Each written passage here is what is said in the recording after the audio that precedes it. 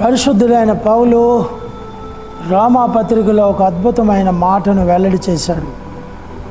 రోమాపత్రిక 8వ అధ్యాయము 35వ వచనంలో ఏం చెప్పాడంటే, క్రీస్తు ప్రేమ నుండి మనలను ఎడబాపు వాడెవడు? శ్రమైనను, బాధైనను, హింసైనను, కరువైనను, వస్త్రహీనత అయినను, ఉపద్రవమైనను, ఖడ్గమైనను మనలను ఎడబాపునా? సేవ చేసేవారికైనా, విశ్వాసములో జీవించే వారికైనా ఎంతో ఆదరణకరమైన మాట పౌలు ఇక్కడ మనకు బయలుపరుస్తున్నాడు. క్రీస్తు ప్రేమ చాలా గొప్పది.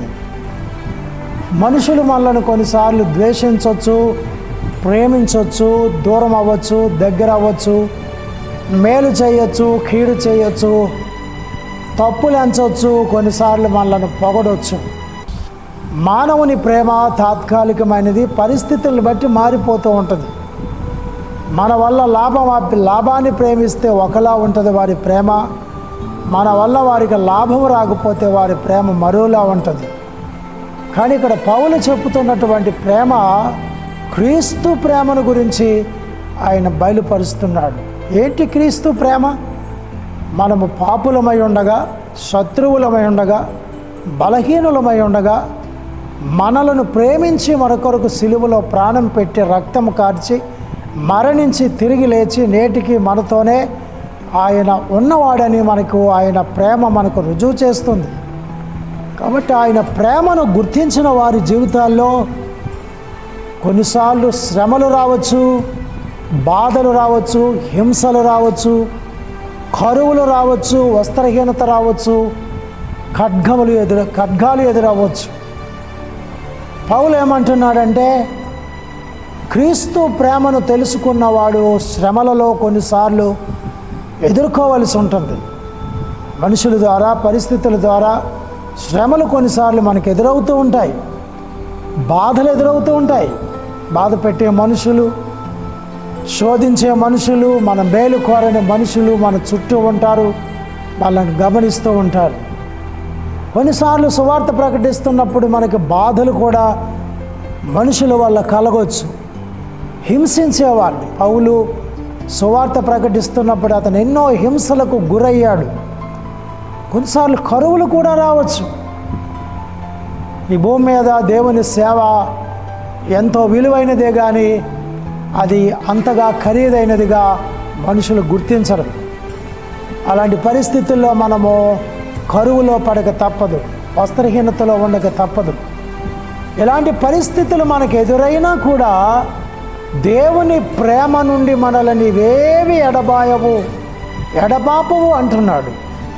యేసుక్రీస్తు ప్రేమను గుర్తించిన మనుషులు ప్రేమించినా, ఆదరించకపోయినా, దీవించకపోయినా, మనకు తోడుగా వచ్చినా రాకపోయినా యేసుక్రీస్తు నన్ను ప్రేమిస్తున్నాడు అని సత్యాన్ని ఎరిగినవాడు దేవుని నుంచి ఎప్పుడు ఎడబాయలేడు. దేవుడు నిన్ను ఎడబాయడు.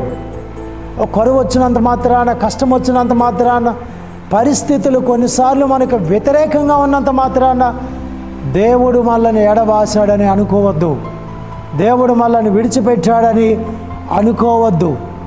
వీటన్నిటినీ ఆయనను 30 ఏళ్ళు అంటాడు, ఆయనను మనలను ప్రేమించిన వాని ద్వారా మనం వీటన్నిటిలో అత్యధికమైన విజయాన్ని పొందుతున్నాం.